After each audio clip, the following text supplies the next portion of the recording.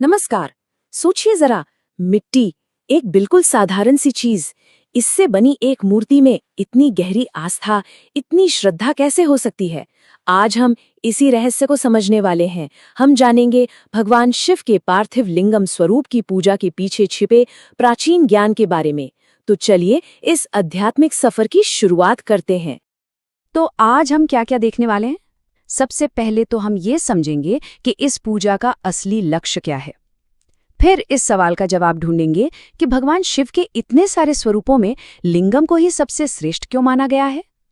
इसके बाद हम पूजा की दो बहुत ही खास विधियों में उतरेंगे, एक वैदिक और दूसरी पौराणिक। और हाँ, सबसे आखिर में हम उस चीज की बात करेंगे जो इन सबसे ऊपर है, जो हर पूजा का सार है, सच्ची भक्ति।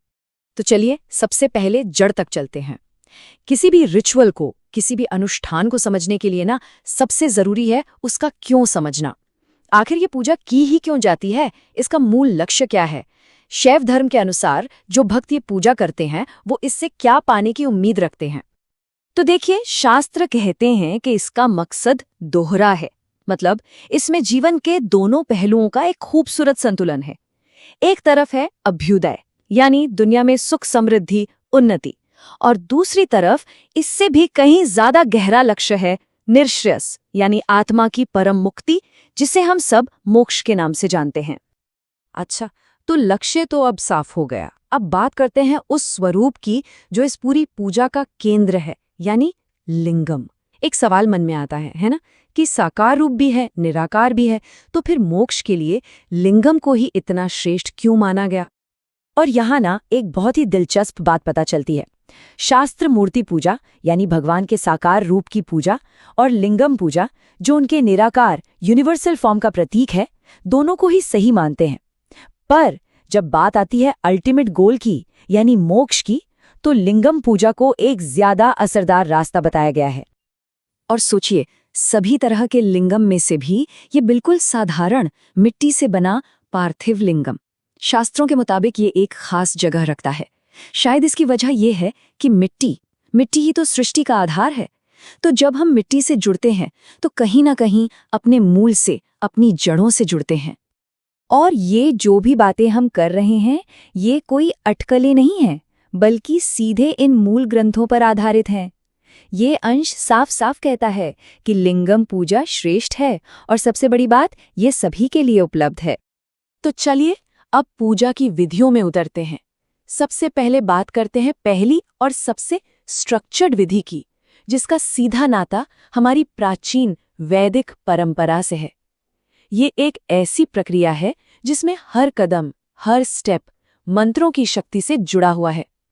ये एक बहुत ही व्यवस्थित 5 कदमों वाली वैदिक प्रक्रिया है, और इसकी खूबसूरती यही है कि हर एक कदम एक खास पवित्र मंत्र के साथ पूरा होता है। हर कदम पर एक अलग मंत्र, एक अलग ऊर्जा। तो इसकी शुरुआत होती है सद्यजात मंत्र से। ये मंत्र उस फाउंडेशनल मटेरियल, यानी मिट्टी को पवित्र करने के लिए है।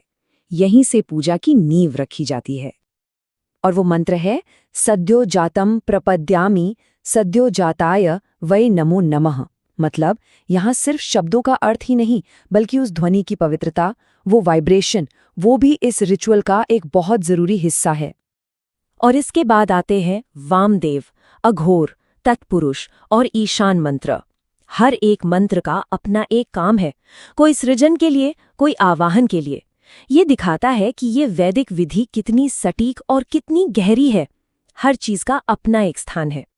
और हाँ, ये सारे मंत्र विद्येश्वर संहिता जैसे ऑथेंटिक ग्रंथों से लिए गए हैं।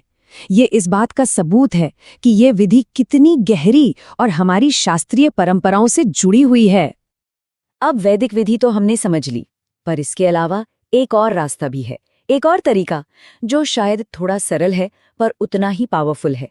ये आता है पौराणिक परंपरा से, और इसका फोकस जटिल मंत्रों पर नहीं, बल्कि भगवान शिव के 8 पवित्र नामों को याद करने पर है। और ये तरीका भी उतना ही ऑथेंटिक है। ये हमें बताता है कि ईश्वर तक पहुंचने का कोई एक ही रास्ता नहीं है। देखिए, जहां पहली विधि में प्रोसेस और मंत्र पर जोर था, वहीं ये वाली विधि पूरी तरह से भाव और नाम जप पर केंद्रित है। तो इस पौराणिक पूजा का आधार क्या है? ये 8 महाशक्तिशाली नाम हर, महेश्वर, शंभु, शूलपाणी, पिनाकथृक, शिव, पशुपति और महादेव। और इसको जपने का तरीका भी बहुत सरल और गहरा है। हर नाम के शुरू में ओम लगाना है और अंत में नमः। बस, जैसे ओम हराय नमः या ओम महेश्वराय नमः। और ये देखिए, मूल ग्रंथ में ये 8 नाम इसी क्रम में दिए गए हैं। ये हमारी बात को सीधे सोर्स से जोड़ता है। तो हमने दोनों विधियों को समझ लिया, वैदिक भी और पौराणिक भी। पर अब इन डिटेल से थोड़ा ऊपर उठते हैं और उस एक चीज पर ध्यान देते हैं जो इन दोनों ही तरीकों को आपस में जोड़ती है, जो इन सब का सार है। देखिए, ग्रंथ इस बात पर बहुत जोर देते हैं कि विधि कोई भी चुनी जाए, वैदिक हो या पौराणिक, सबसे जरूरी चीज एक ही है, और वो है भक्ति। मतलब पूजक की जो अंदर की भावना है वो बाहरी रिचुअल से कहीं ज्यादा मायने रखती है। और ये एक लाइन इस पूरी बात का सार बता देती है, क्योंकि भगवान शंकर भक्ति से ही प्रसन्न होकर मनोवांछित फल देते हैं। बस यही है पूरी बात का निचोड़। विधि कोई भी हो, असली फल तो सच्ची श्रद्धा और भक्ति से ही मिलता है, क्योंकि कहते हैं ना, भगवान शंकर भाव के भूखे हैं, विधि विधान के नहीं। तो आखिर में बस एक सवाल छोड़ जाते हैं। आज की इस भाग दौड़ भरी दुनिया में इन जैसी गहरी और सदियों पुरानी प्रथाओं का हमारे लिए क्या मतलब हो सकता है, ये सोचने वाली बात है।